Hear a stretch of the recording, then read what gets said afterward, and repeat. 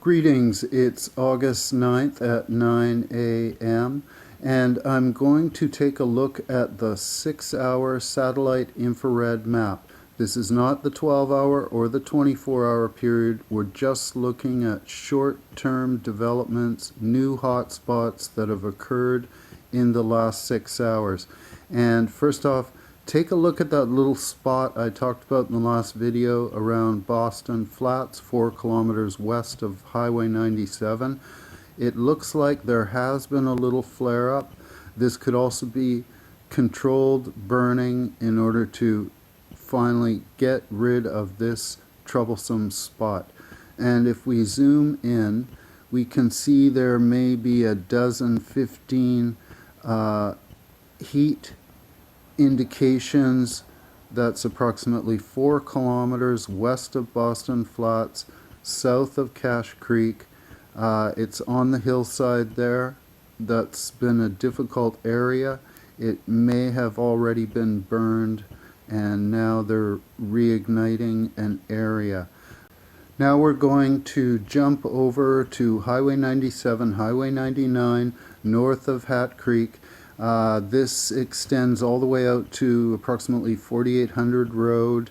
That's where there's a power line goes through there around VZ Lake and the VZ Lake Road. And I'm seeing a reduction, and I'm not seeing anything new up the Scotty Creek or 20 Mile area. So those previous hotspots are still there, but we're only looking at the most recent 6-hour update.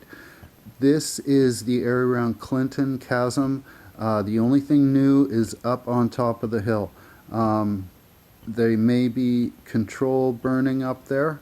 We're going to jump over to the eastern flank, the northeast side. You can see a lot of patterned infrared. These I'm interpreting as control strategies to plaster that area with a technique of fire against fire.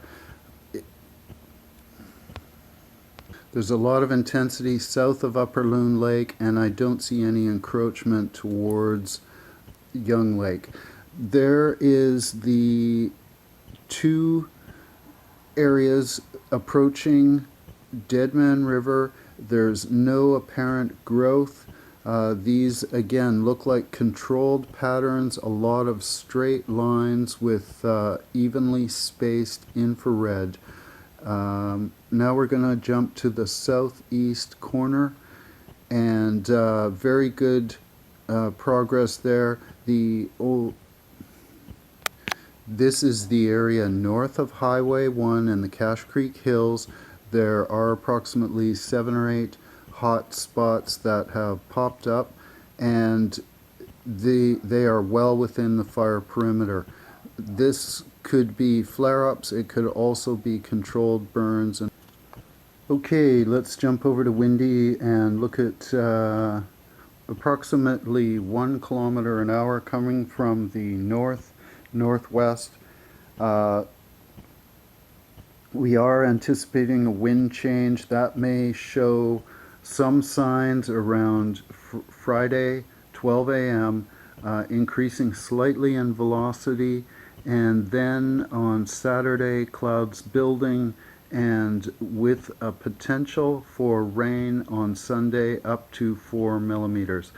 Here we are looking at that area west of Highway 97, south of Cache Creek, where that little build-up started in infrared about 6 hours ago. A viewer pointed it out, and indeed there has been some activity. We're looking at 2 kilometers an hour from the north. This is a shot of the big bar cam from a few minutes ago.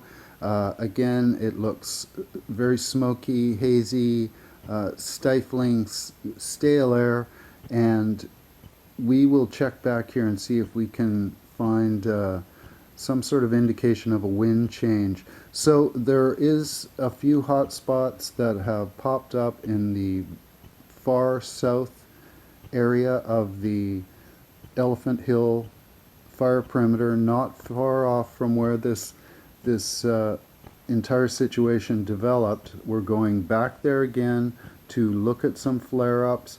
I'm going to get a coffee and shake the sleep out of my eyes and tag, I'm back in.